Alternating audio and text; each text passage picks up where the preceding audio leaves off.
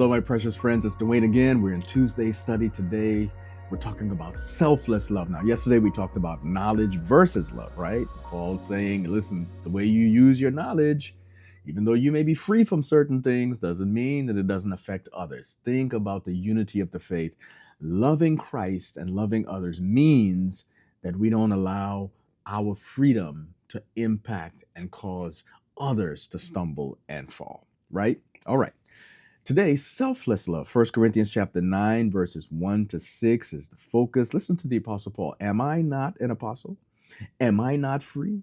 Have I not seen Jesus Christ our Lord? Are you not my work in the Lord? If I am not an apostle to others, yet doubtless I am to you, for you are the seal of my apostleship in the Lord.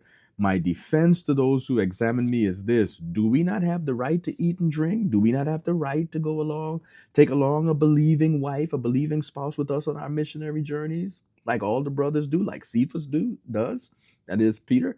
Or is it only Barnabas and I that have no right to refrain, to no right to refrain from working? Paul is defending himself here. That people who are, he's saying things to the church that some people don't like, and they're questioning his bona fides, his rights as a minister of the gospel. Who are you?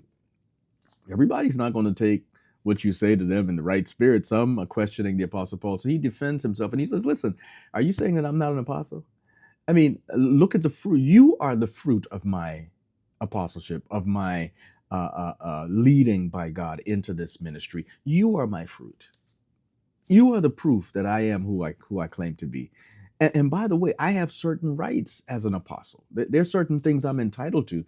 I'm entitled to eat and drink. Now that might seem like, something a little far-fetched. What he's saying is I'm entitled to be sustained, to be nourished by that which the church provides, right? The laborer is worthy of his hire. In the Levitical priesthood, the priests were cared for by the community. They didn't have to work and go do stuff because they were ministering to the community. Paul is in that same line. He's in that same spirit of mind when he's speaking here. What he's saying is, I have rights. I have rights, right? I have the right to bring along my wife if I go on a trip. I'm not married, but there were couples who were operating at the time, Andronicus and Junia, Priscilla and Aquila. There were others who were ministering as well as couples. And Paul says, a couple is allowed to travel together and be together. I have that right? I have the right to refrain from earning a living. The believer should be able to support the work that I'm doing. But all of these things, he says, I don't do. Why don't I do it? Because self-denial is what I'm about. Because I am about building up God's church. I'm about building up God's work. I want men and women to be saved. So he says this: for though I am a free man, I can do all things. I have made myself a slave to all so that I may win even more. To the Jew, I became a Jew so that I may win them. To the Gentile, I became like a Gentile so that I may win them. To those who are without the law, I was without the law, though not being without the law, because I'm under Christ, the law of Christ, so that I might win those who are without the law.